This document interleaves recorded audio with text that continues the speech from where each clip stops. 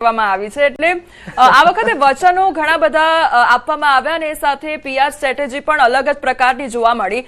શૈલેષભાઈ, આપને પૂછવા માંગીશ કે જે 33% સરકારી નોકરીમાં અનામતની વાત થઈ રહી છે અને જાહેરાત કરવામાં આવી છે, પરંતુ હાલની જે સૌથી મોટો મુદ્દો છે તે જે છે બેરોજગારી વિશે, એટલે બેરોજગારીની સમસ્યા હલ કરવા માટે ભાજપ દ્વારા કયા પ્રકારની કામગીરી કરવામાં આવશે? જો બેરોજગારીના સંદર્ભમાં ગુજરાતનો જ આપણે દાખલો લઈએ તો ડેવલપર રાજ્ય તરીકે અને બહારના રાજ્યોમાંથી પણ અહીંયા રોજગારી મેળવવા આવી શકે એ પ્રકારના એમઓયુ થયા, એ પ્રકારના ઇન્ફ્રાસ્ટ્રક્ચર થયા, એ પ્રકારની જે સુખ સુવિધા જે છે એ ઊભી કરી આના કારણે અહીંયા પણ રોજગારી છે. એ રીતે અમે કહીએ છીએ દરેક રાજ્યમાં, હમણાં પ્રશાંતભાઈએ વાત કરી એ રીતે કેન્દ્રની યોજનાઓ હોય, માનો કે આયુષ્યમાન કાર્ડ છે તો કે મમતા દીદી કે અમારે નથી જોતું, અમારા લોકો ભલે કંઈ પણ બીમારીમાં સપડાય તો એની પાસે પૈસા હોય તો ચાલશે અને બીમારીના કારણે બીમારી વધતી જાય તો વાંધો નથી. આ પ્રકારનું લોકો સમજી ગયા છે કે આપણે પણ 108 જેવી સુવિધા જોઈએ છે. આપણે પણ આયુષ્યમાન કાર્ડમાં 5 લાખ રૂપિયા કેન્દ્ર સરકાર અને રાજ્યમાં ગુજરાતમાં તો 5 લાખ રૂપિયા રાજ્ય સરકાર પણ ભોગવે છે. આ પ્રકારની આરોગ્ય માટેની જે સુવિધાઓ જે છે, એજ્યુકેશન માટેની જે સુવિધાઓ જે છે એ ગુજરાત મોડલની મારફતે એવા જ મોડલની મારફતે આખા દેશમાં જાય છે. એ જ રીતે પશ્ચિમ બંગાળ કે પોંડિચેરી કે તામિલનાડુ કે કેરલા આ તમામ જગ્યાએ જુઓ તો હમણાં જ થોડી વાર પછી જ આપના ટીવીના સ્ક્રીનના માધ્યમથી જોવા મળશે કે ભારતીય જનતા પાર્ટીના જો બેલેટ પેપરના વોટિંગનું જે ઓપન થાય એટલે તરત જ એમાં લીડ નીકળવાની છે. પ્રશાંતભાઈના મનમાં ક્યાંક ને ક્યાંક ખામીયુક્ત વિચારો હશે, એમને એ લાગ્યું છે, એના પરિપક્ષમાં એ હશે, પણ ત્યાંના લોકોએ મન બનાવી લીધું છે. પ્રશાંતભાઈ, લોકોએ કહ્યું છે કે હવે આ જે છે એને એન્ટી ઇન્કમ્બન્સી કયો, ગુંડાગીરી કયો, અસામાજિક તત્વ કયો, દીદીની જે દાદાગીરી છે એ કયો, અથવા તો જે પશ્ચિમ બંગાળ છે એ દેશના અન્ય રાજ્યો કરતાં સાવ વિખૂટું પડી ગયું હોય, ત્યાં જે મુસ્લિમ તૃષ્ટિકરણની બાબત છે એ પણ કયો, લવ જેહાદની બાબત કયો, ત્યાંથી ઘૂસણખોરીની બાબત છે, આ બધી જ બાબતો જોઈએ તો દેશ માટે પણ ખતરો, રાજ્ય માટે પણ ખતરો અને કોઈ પણ જિલ્લા માટે કે ત્યાંના સ્થાનિક વિધાનસભા માટે પણ ખતરો છે. આ બધો જ ખતરો નિવારવા માટે હમણાં પ્રશાંતભાઈએ કીધું એમ જ અમિતભાઈ શાહ એ રાજનીતિના ચાણક્યની સાથે સાથે એમનું જે માઇક્રો મેનેજમેન્ટ છે એ નાના નાના કાર્યકર્તાને નામજોગ બોલાવી અને એની પાસેથી શું કામ લેવું એ આવડત ધરાવે છે. અને બીજું માત્ર ને માત્ર લોકોને ફ્રીડમ આપવાનો હતો. ત્યાં મારે ન્યૂઝ 18ના માધ્યમથી કેવું છે કે ગુજરાતમાં જે આપણી મા બેન દીકરી રાત્રે 7 વાગ્યા પછી કે રાતના 2 વાગે પણ ફ્રીડમથી નીકળી શકે એ પ્રકારનું શાસન છે. એ શાસન ત્યાં પણ ઇમ્પ્લિફિકેશન કરવાની વાત છે. સાથે સાથે ત્યાંના લોકોને માત્ર મતદાન કરવું હતું, મતદાન માટે ફ્રીડમ આપે એ જ વાત હતી. અને ટીએમસી અને ભારતીય જનતા પાર્ટી બે જ પક્ષ મોખરે છે. કોંગ્રેસ તો ત્યાં છે નહીં, કોંગ્રેસના કોઈ નેતાઓ ત્યાં છે નહીં, કોંગ્રેસને ત્યાં નાવા નીચોવાનો સંબંધ નથી. માત્ર ને માત્ર લડાઈ ક્યાંય હોય તો ટીએમસી અને ભારતીય જનતા પાર્ટીને હવે ટીએમસી નું વાણ પણ ડૂબવાની તૈયારીમાં છે. એટલે એ ડૂબતું વાણ છે અને આગામી દિવસોમાં નવો સૂર્યોદય પશ્ચિમ બંગાળમાં થશે એવો મને 100% વિશ્વાસ છે.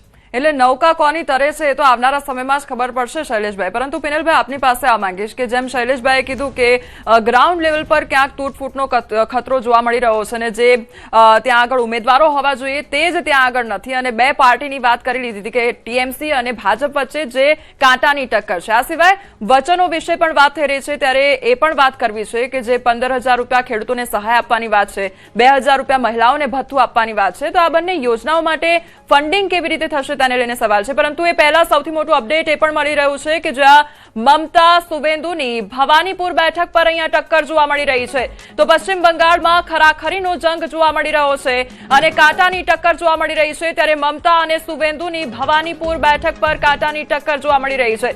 આ ભવાનીપુર બેઠક છે ત્યાં આગળ કાંટાની ટક્કર જોવા મળી રહી છે, એના ઉપર આપનું શું કહેવું છે? અને સાથે સાથે આ જે ફંડિંગની વાત થઈ રહી છે તે ફંડિંગ કેવી રીતે લાવશો તેનો પણ જવાબ આપજો.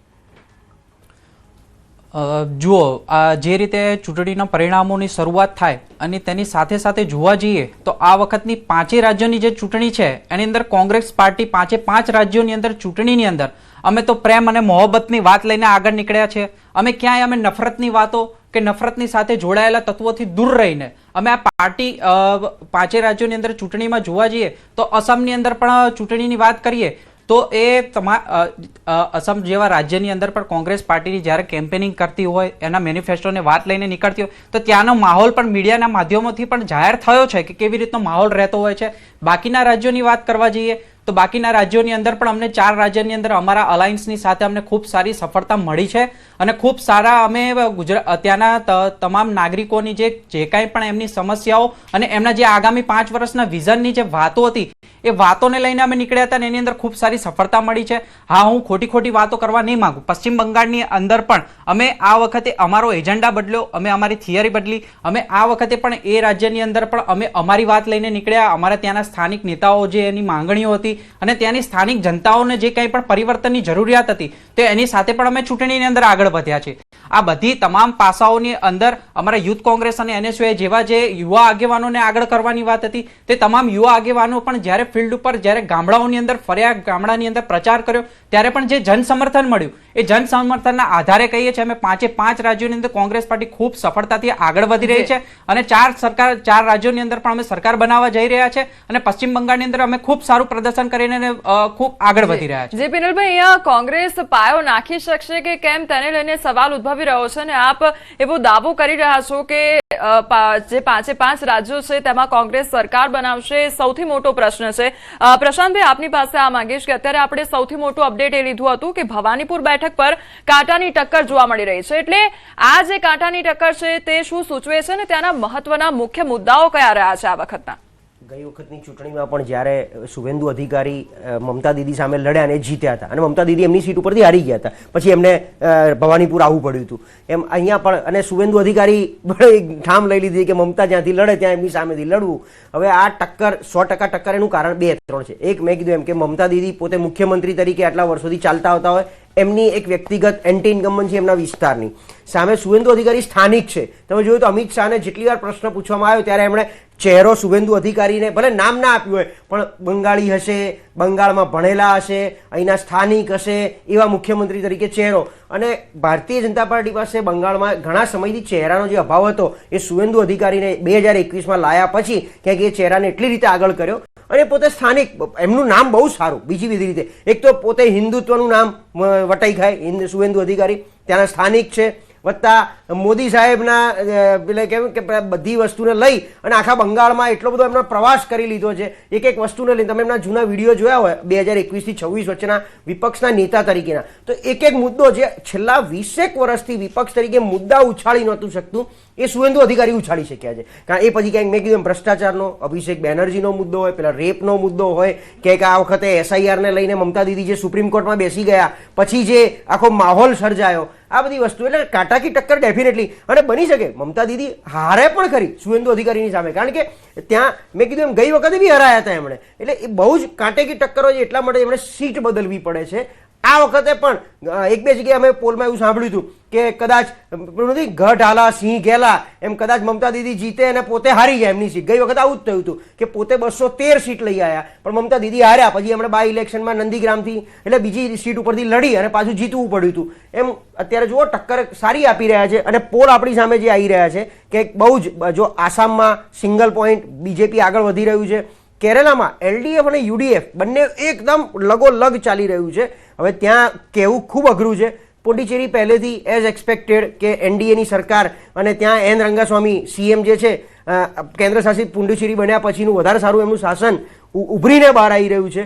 અહીંયા જુઓ તમે TMC 93, BJP 84 આપણે વેસ્ટ બંગાળમાં જે જોઈ શકીએ છીએ, એટલે એ પણ લગોલગ થોડુંક ચાલે છે.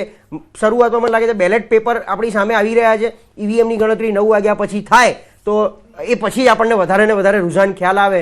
પણ જે રીતે BJP અને TMC પેરેલલ ચાલી રહી છે બેલેટ પેપરમાં પણ એનો મતલબ સ્પષ્ટ છે કે ત્યાંની સરકારી, કારણ કે બેલેટ પેપરથી પહેલાં સરકારી કર્મચારીઓ વોટિંગ કરતા હોય છે. નોર્મલી સરકારી કર્મચારીઓ અત્યારથી સત્તાની વિરોધ, પણ છેલ્લા 1 દાયકાની અંદર આપણે પરિણામ એમાં પણ થોડું બદલાતું જોવા મળ્યું. એમ અહીંયા બંગાળમાં સરકાર TMCની હતી પણ સરકારી કર્મચારીઓનો જે રૂઝાન છે એ BJP તરફ પણ એટલો પેરેલલ જઈ રહ્યો છે. જી